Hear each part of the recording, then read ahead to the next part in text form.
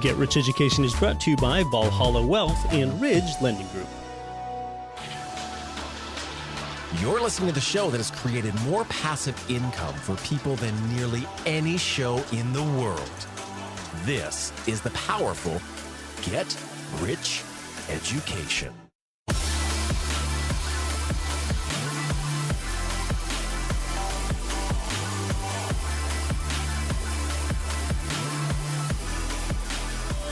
Hey, welcome to GRE. This is Get Rich Education, episode 175. I'm your host, Keith Weinhold. We're going to be talking with Chris Martenson today about how you can measure your wealth and really even a new definition of wealth for you. What good is money, even passive income, if you don't know how to convert it into something that actually gives you a rich life and makes a great impact on others?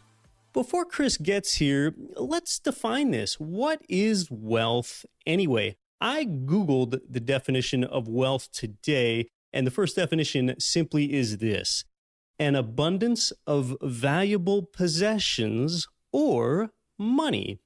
Well, today I think you might very well learn about the most holistic definition of wealth and a way for you to measure your personal wealth than you've ever really conceived of before. And I'm a fan of Chris's work. In fact, when I was last with him at the New Orleans Investment Conference a few months ago, when it was time to sort of leave the presentation hall and go to whatever breakout session you chose to attend there in one of the side rooms, I chose to come listen to Chris and his business partner, Adam Taggart, discuss the 8 forms of capital that you have. And a lot of other people attended that too. Their session was supremely well attended. You might have heard of today's guest already because he's quite a prominent author and trend forecaster. And if you haven't, then it's a real honor for me to introduce you to him today.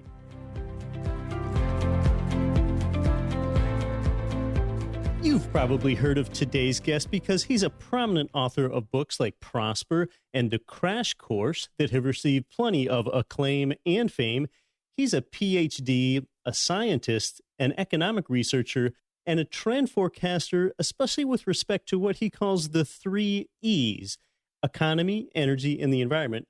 He'll tell you why the next 20 years will be nothing like the last 20 years. And you know, when you read his work or listen to him, you're always telling yourself, like, gosh, this stuff affects me and my future, and I've never even thought about this before. So what a gift to have him with us today. Welcome to Get Rich Education, the incomparable Chris Martenson.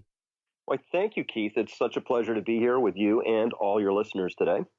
Chris, you're an expert on this premise of when we talk about wealth creation, widening your lens. What do you mean by that? Well, look, it's so easy to fall into the trap of living paycheck to paycheck or quarter to quarter, month to month, looking at what markets are doing today versus yesterday. But there are times when you really should step back and be contemplative and, maybe in your own life, ask yourself the big strategic goals. Where am I going? But you should be asking that about where we're really going with respect to wealth generation and creation. And my view is that we're at a really big turning point, not just in U.S. history, but it's very global, maybe even human-wide. There's a very big turn coming. And it centers on this larger picture of understanding how wealth is really created, what it really represents, and why that's changing so rapidly in today's world.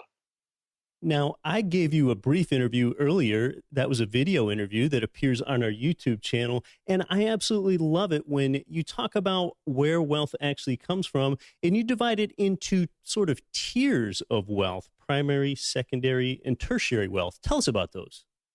All right. I'd love to. This is my favorite subject. Primary wealth is the richness of the world. So it would be rich soils, it would be a thick seam of ore, it would be an untapped oil well, it would be rich fishing grounds, rich stands of timber.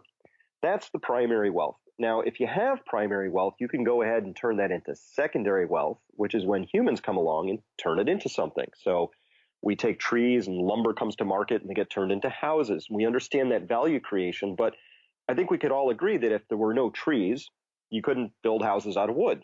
Right? So everything I chase back and I say, where did this wealth really come from? Even if it's as sophisticated as an iPhone, you say, well, at the back end of this, there's some primary wealth and there's some earth involved in this and resources and energy and all of that.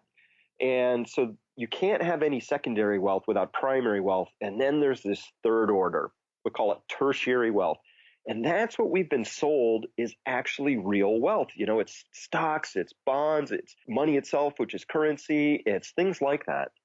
And Keith, those things really, I think we can understand this rule that if you don't have any primary wealth, you can't have secondary wealth. And if you don't have either of those two, you can't have tertiary wealth.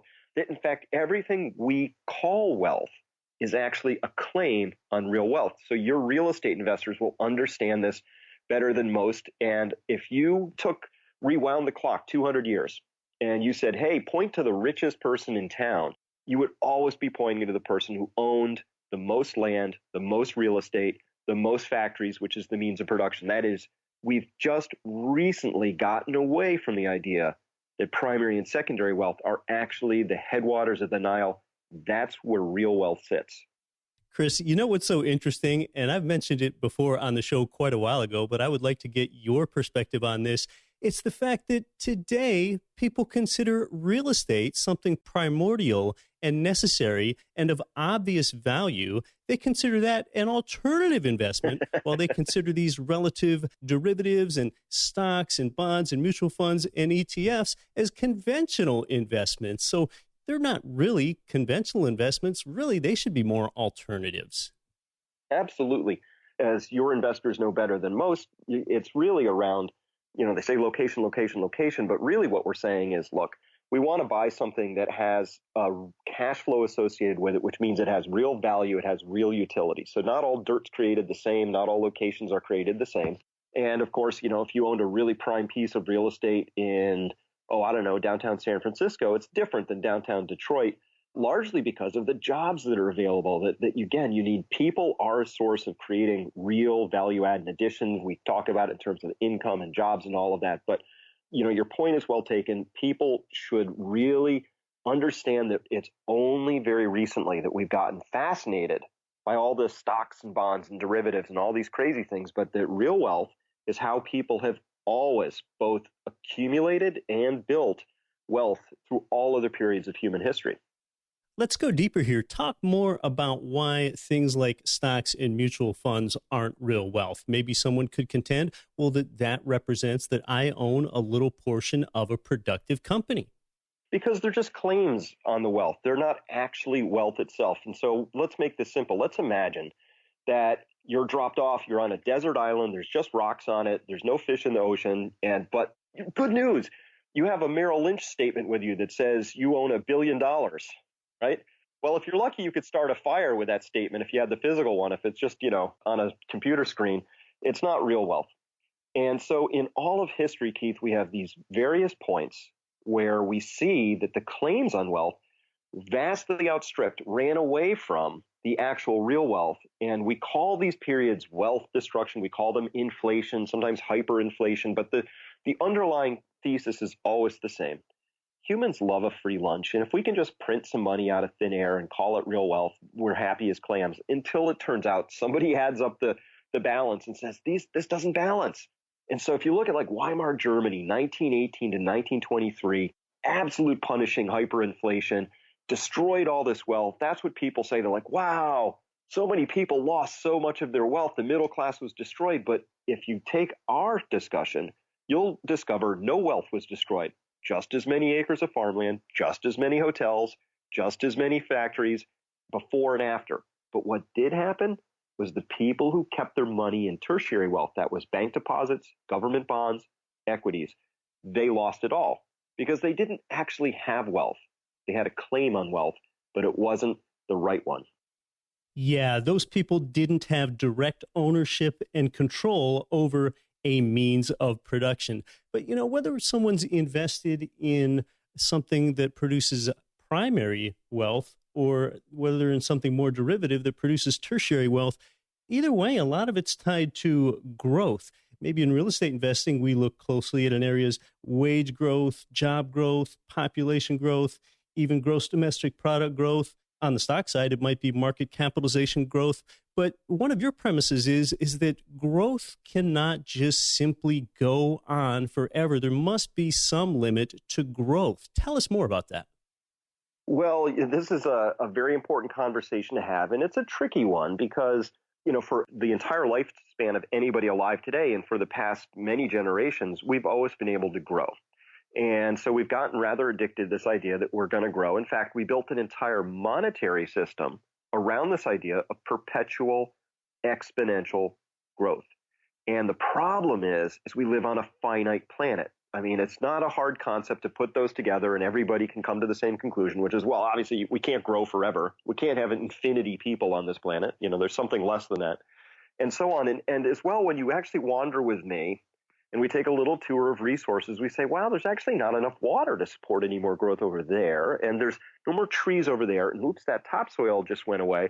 And we can find all these examples to say we're kind of at the edge of growth. And so in this story, there's only two ways you confront growth. One is you do it voluntarily or it happens to you involuntarily. And the involuntary one is really unpleasant.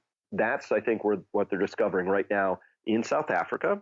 There is a city, a major city there, that is only a month away from entirely running out of water. And that's all of a sudden when you discover, oops, yep, these real limits matter. The amount of water we have actually matters.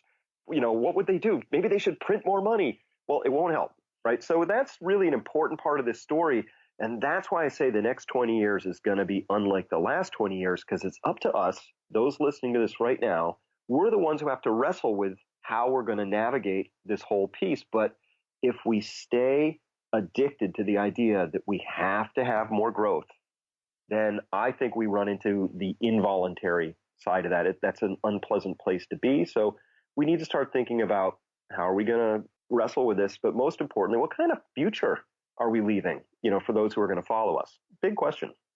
Yeah, Chris is talking about the water shortage crisis in Cape Town, South Africa, a major world city. Well, water, that's primary wealth. We increasingly live in a digital world. So sometimes until there's a limit, until there's a crisis, you just tend to forget about some things like, well, yeah, we can't just go print more water or print more trees. Things like these are resources that are finite. Palladium, finite.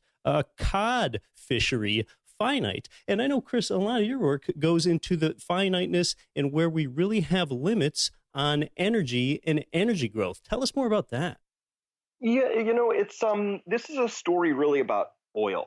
And the reason is, we could call that a liquid fuel. Now, here's the thing. I've driven in a Tesla. They're amazing. But there's not enough resources in the world to turn every car into an electric car. I know there's a lot of talk about it, but again, wander with me over to the big world of resources. You discover we don't have enough cobalt. There's not enough lithium, the base components that go into these batteries.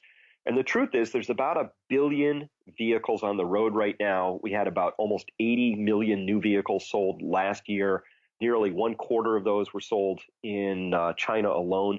So the world is still running on these internal combustion engines, which run on liquid fuels, gasoline and diesel. And that's where we stand today. And every year there's more of those sold. And by the way, everything that you buy gets to you because it got transported there on a ship, a train, then a truck, and came maybe from halfway around the world. So we're still heavily dependent on these liquid fuels.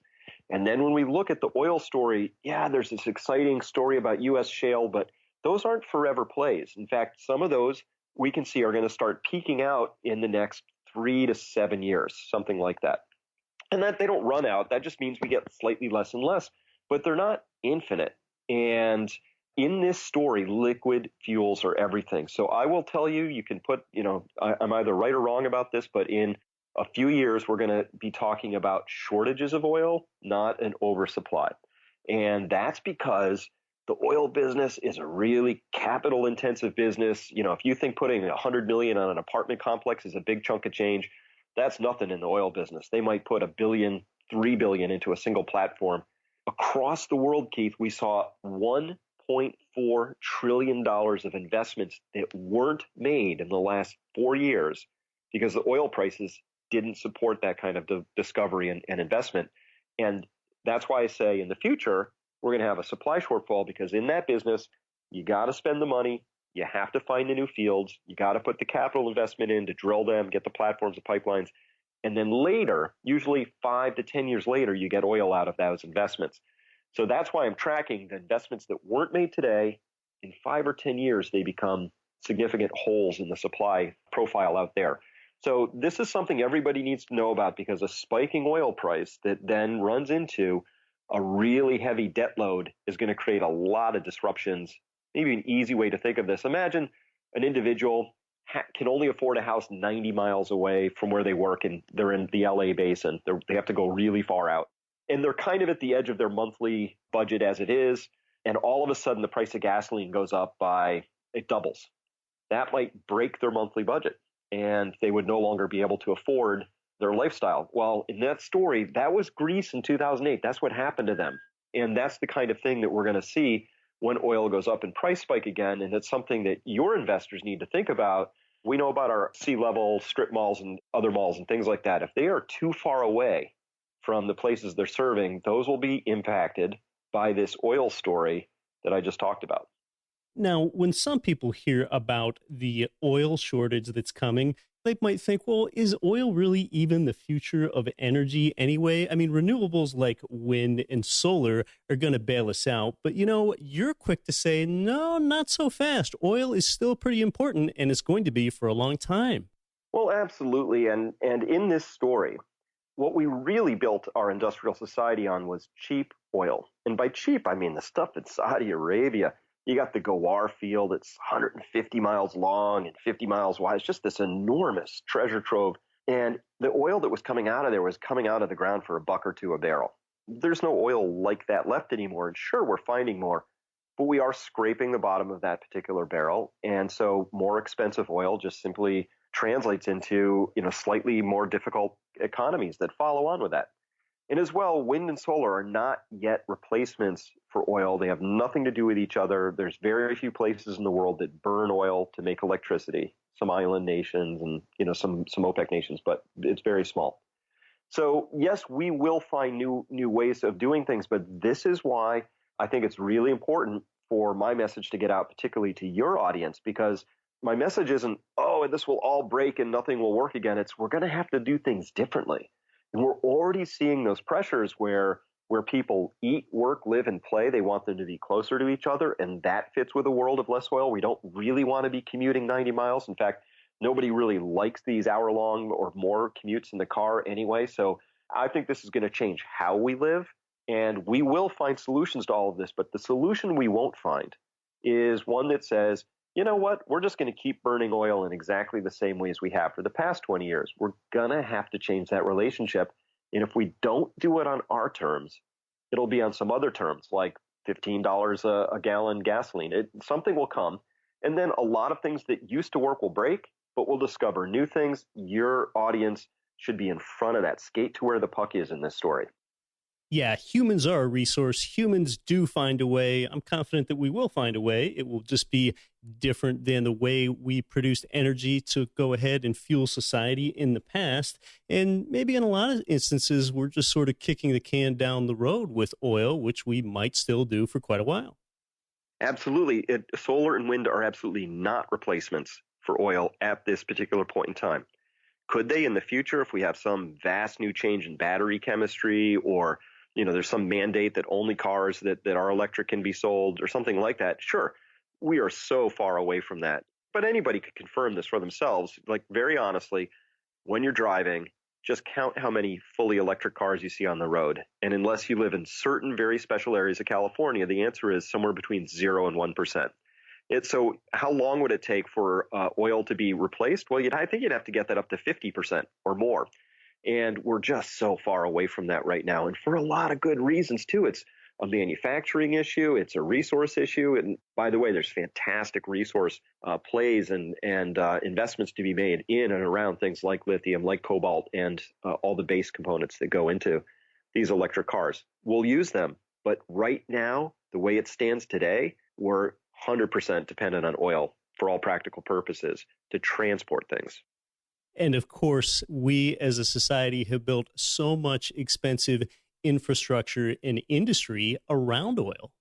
Absolutely. And that infrastructure needs a lot of rebuilding. And so if I was going to weigh in on the policy side of this, what we should be doing as a country is getting that shale oil out of the ground, but then using it to build into that new energy future, which, by the way, if you go to China, high-speed bullet trains everywhere, electrifying. They've passed laws that, if you want to get a license for it to be in some of the major cities, you have to only buy an electric car and so on and so on. So they're really pushing, and there's a lot of global players that really get this story. We don't get it as much in the United States, which is too bad for a variety of reasons, but this is something that's really going to have a big impact on all of our lives anyway. Chris and I led off the show talking about the three different tiers of wealth: primary, secondary, and tertiary.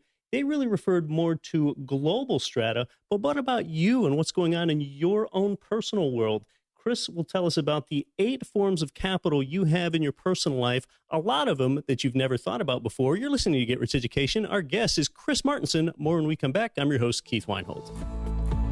MC Laubscher is the host of the top-rated business and investing podcast, Cash Flow Ninja, and also the president and chief wealth strategist of Valhalla Wealth. They help busy people build wealth outside of Wall Street by strategically combining their clients' cash flow statements with the financial vehicle of the wealthy, according to the infinite banking concept.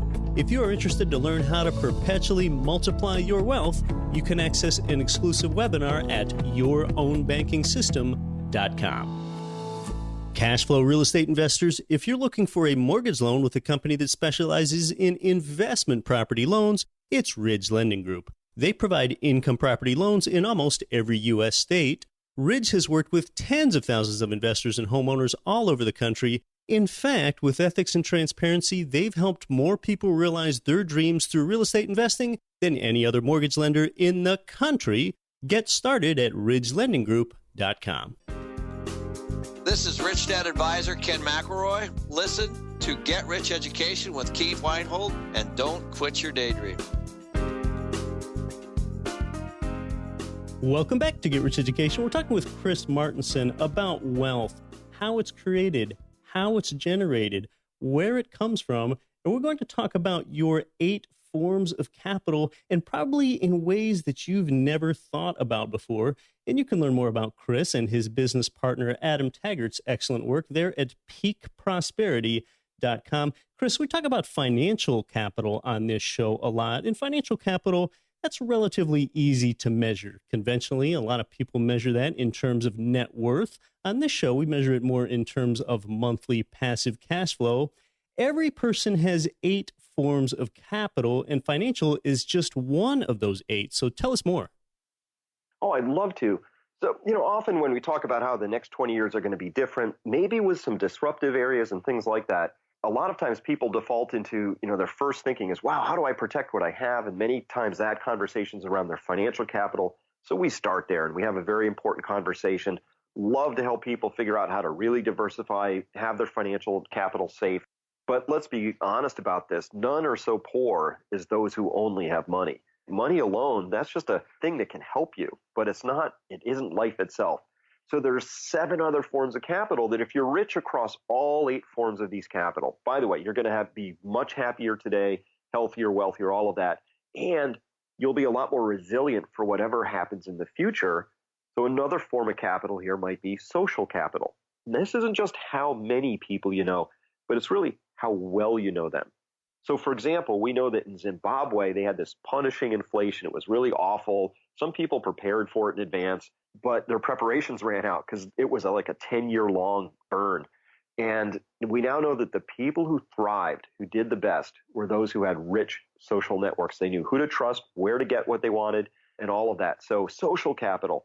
And you can build that. That's something you have to focus on, though, and decide, yeah, I'm going to build this. I want to bring myself in a more open, vulnerable way so that people really get to know me. I get to know them. And this is, something I'm sure your great-grandparents would be able to say, yeah, totally. We understand that. Material capital, sure. I have a deep pantry. I've got solar, hot water, and photovoltaics, on my house, all of that stuff. I'm putting some of my money into building my material capital. Everybody, I think, should do that just to be a little bit prepared, especially if you live on a earthquake fault or in a natural disaster area or something like that. And then living capital is the health of your own body. Both Adam Taggart, my co-conspirator in all this, and myself, we've gotten ourselves in much better shape than we were even 10 years ago. But that's also the living capital around you. So if you have the ability to deepen the soils and plant more plants for the birds and the bees and maybe grow a garden. These are all examples of living capital. Yeah, so there are the first 4 forms of capital out of 8: financial capital, social capital, material capital, and living capital. Chris really believes in this stuff. A few months ago for the New Orleans Investment Conference, we were staying at the New Orleans Hilton, and I was about to walk out of the gym there, and I see Chris doing standing military barbell press, living capital, right in front of my face. Yeah, I practice what I preach. Absolutely. The most important form of capital, I think, out of all of them is emotional capital. And I know a lot of people are pretty stressed right now, and we see it in the macro data. Opioid, addictions and deaths are up, and people are checking out playing video games. There's a lot of stress right now. And you could be rich in all 8 forms of capital, but wait, oops, you're not rich in emotional capital. Listen, if you fall apart at the first sign of trouble, it's all for naught anyway. So building your emotional capital is really around how you can be really present with yourself, and how, when things don't go quite your way, how you can roll with that. It's an important one, and it's not one you can buy. In fact, many of the forms of capital are not ones that you can just buy, social capital being one. So this is one we really spend a lot of time on and help coach people through and think about ways that they can build that. Because here's the thing, if or when some of these disruptions happen, the best investors are the ones who can keep a level head, who know how to separate their emotions from their strategies and their plans. And so that's an example of an area that's a little bit softer, but it turns out to be one of the more important ones for people to focus on. Yeah, emotional capital can so often be overlooked. That's the 5th form of capital. The 6th form of capital is knowledge capital. Tell us about knowledge capital. Well, sure. So knowledge capital, that's kind of what you know. You can go to school, read some books, you know stuff, but knowledge capital combines both the book learning or the information or the theories with the practice. So I'm sure you would understand that, there are people who've read all the books there are about real estate investing, but then there's the person who's done that and done 100 deals, right? So that knowledge base is actually very important, and that mastery comes with the overlap of the experience and the knowledge. So we call that one knowledge capital. And then we've got cultural capital, which is the only one you can't really do much about. That's where you live. So, for example, we saw when Katrina came to New Orleans, it was pretty ugly what happened next. There were riots and shootings and murders and all kinds of unpleasant things. And we explained it to ourselves of saying, oh, yeah, but it was a big disaster. That's just, kind of what happens. But when we saw in Japan, when they had that major 9.0 earthquake, with that huge tsunami and 10 times as many people killed, no examples of looting, no examples of fighting, no examples of anything like that. And so the cultural capital of Japan is more resilient, more geared towards how to behave in a certain way if things get tough. So a lot of people, when we coach them, they say, where do I want to live to be happy and fulfilled? You really got to take the cultural capital into account, because, downtown Oakland is just going to play differently from rural Kansas. That's just how it works out. Yeah, and I've got to say, before becoming familiar with your work, I just didn't really think about cultural capital. And yeah, I see that it is different from the second form of capital you explained earlier, which is social capital. Social capital is something that you can change, but cultural capital, not so much. It's kind of like with social capital, you can change your home. With cultural capital, well, you can't really so well change the neighborhood or the entire section of a city yourself. It is a form of capital. And if you have a culture around you that can really pull together and do amazing things regardless of the circumstances, I would think of like the Amish. They'll build a barn in the best of times, but if things really go bad, they know how to pull together because they have their cultural container set. And then the last one in here is temporal or time capital. And by the way, time is the one thing each of us have less of today than we did yesterday. And so we ask people to really use that carefully and use that wisely. And it's really your invitation when you fully start to step into the time capital line of thinking. You get to go, wow, I really don't have any time to waste. This is an amazing ride, this thing we call life. It's astonishing, and I want to make the most of it. And so that's the one where I think it's an opportunity to step back from our really harried, frenetic lives with our smartphones and everything scheduled and busy. The next thing you notice, 10 years has gone by and your kids are, out of college or something happened, right? So this is an invitation to really step back and say, we need to use our time very, very carefully. And we might decide to use our time to build up these other 7 forms of capital. That is, if we don't put our priorities in order and devote time to them, they never happen. So there are the 8 forms of capital. Well, I'd like to know, how does a person go about getting more of these? You know, we talk on this show a lot, led by me, in how to get more financial capital. But how does, for example, one go about getting more social capital? Oftentimes it's something we don't think about, how to go out and obtain that. And that can also be a bit difficult to measure. Maybe it's a little easier to measure social capital today than it was 10 or 15 years ago. You can measure that maybe by the number of LinkedIn connections that you have or Facebook friends that you have. But, you know, that's kind of the quantity of connections. What about embracing and building on the quality of connections in building one's social capital? How do we get more of it? Well, sure. Let's talk social capital for a minute. Before I used to live this way, I think I lived a pretty typical life. You know, I would come home and I would go inside my house, and my neighbors were over there, and I maybe didn't know them all that well, or knew names or something like that. And in deciding that I really wanted to build my social capital, you know, what I needed to do was break out of that mold, need to get myself involved with the lives of the people around me and the goings on of my community. And this means taking some of that time and putting it into these things. Got involved with several groups of people where our intention was to really get to know each other very, very well and to begin to do things together that would allow us to really see who we were. You know, sometimes you don't really know about somebody until you play a game with them. Then sort of their true colors come out, one way, for good or bad. Well, it's like that in a lot of situations. So if you can sort of engineer those and set those up so that you're doing real things with people, you get to begin to learn them in a better way. So this is an area where you absolutely can build that form of capital up. And even for people who are completely introverted, this is an area that's entirely possible to step out and begin building. Oh, I love that. You need to make a concerted effort to build social capital yourself. To bring in a neighborhood example here again, I used to live in a fourplex in the middle of the city, owner-occupied. The living there was fairly communal, and you're just running into people. In this case, it was actually my tenants, but you're just running into them on the sidewalk. Well, as people get older, they tend to live less communally. For example, today, my wife and I live in a neighborhood with quarter-acre lots. Everyone has a garage, and when they drive home, they drive right directly into their garage. So they just move from one personal isolating bubble to the next personal isolating bubble. Well, that gives you like zero chance to interact with your neighbors. When you see a neighbor outside in the spring planting geraniums, that's the time to go out there and get to know them. And, you know, to build social capital too, I like to think about advice from one of the first ever self-help books, Dale Carnegie's How to Win Friends and Influence People, published in 1936. And this is simply to ask other people about themselves. People like talking about themselves, and it's just really easy to get them to do it, but take a genuine interest in people. That's absolutely right. And some of the other steps that we outline in our book, Prosper, include this idea of being vulnerable. You know, this idea that we all wear masks, we want to present ourselves to the world, and we want people to think of us in a certain way. But the truth is, when we let our guard down, when we drop the masks, that's when we give people the opportunity to really connect with us, and in return, we get to connect with them. And so that's something you have to practice at. Vulnerability feels like weakness, but it's the exact opposite.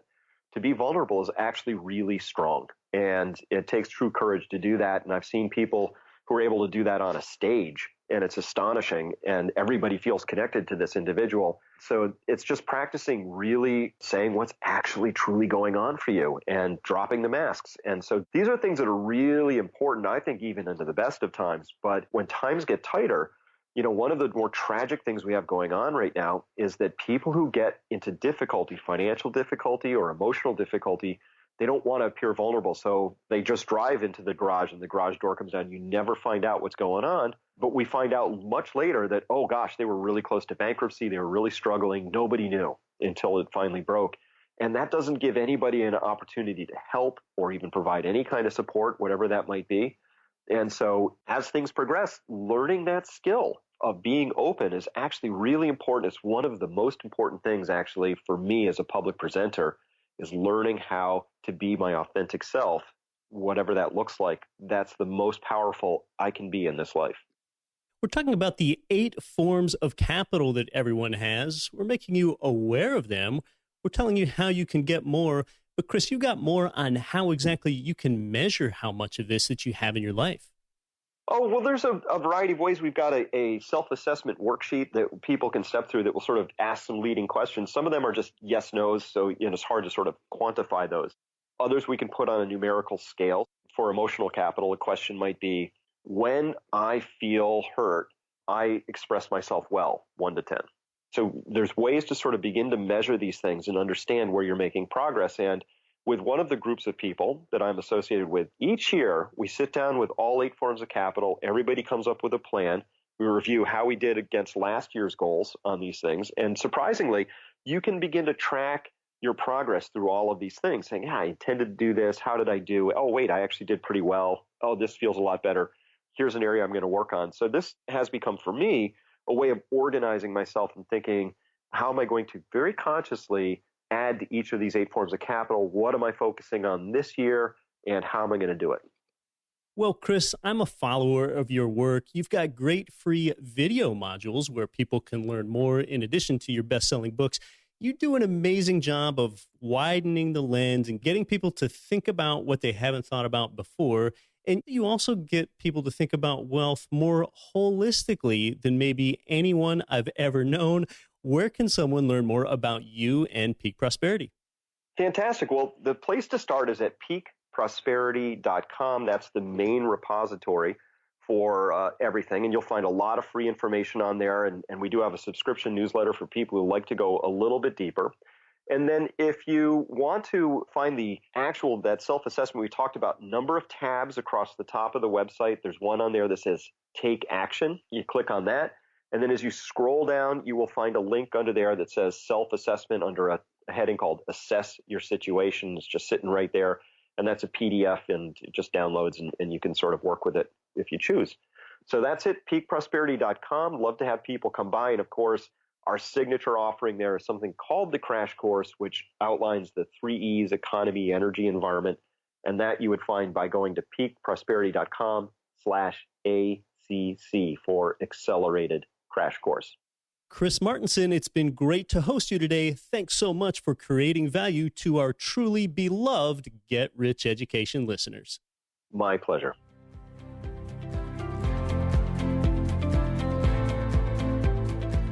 Chris has done some great research and some work on the future of oil and energy for sure. But I mean, yeah, is that the most holistic definition of wealth that you've ever heard of, or what? So, and just imagine taking a deep dive into each one of the 8 forms of capital that you have. And well, again, that's just what you can do at peakprosperity.com and the resources over there.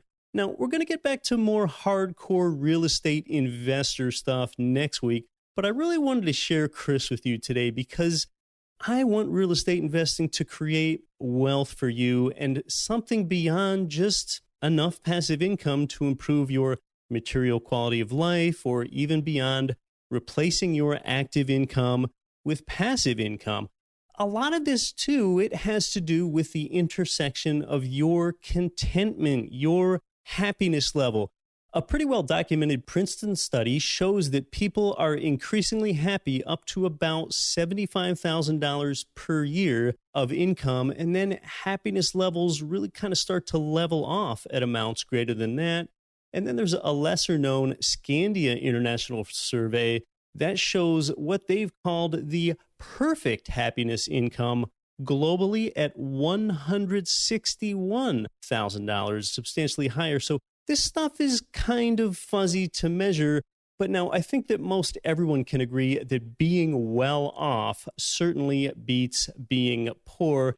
But ultimately, I want you to be fulfilled and be able to give to others yourself. So in addition to building your financial capital, like we often talk about here, you can work on building your other forms of capital at the same time. Once again, a great big thanks to peakprosperity.com's Chris Martenson. I'm Keith Weinhold, and I will be back next week, chiefly to help you build your financial capital. Don't quit your daydream. Nothing on this show should be considered specific, personal, or professional advice. Please consult an appropriate tax, legal, real estate, financial, or business professional for individualized advice. Opinions of guests are their own. Information is not guaranteed. All investment strategies have the potential for profit or loss. The host is operating on behalf of Get Rich Education, LLC exclusively. Ranked by Forbes as one of the fastest growing cities, Orlando, Florida has a big and diverse economy, yet still features affordable rental properties that cash flow. Our boots on the ground turnkey provider, Greg Bond, wrote a special report to help you discover the amazing market of Orlando. Request your free copy today. Visit GetRichEducation.com/Orlando. That's GetRichEducation.com/Orlando.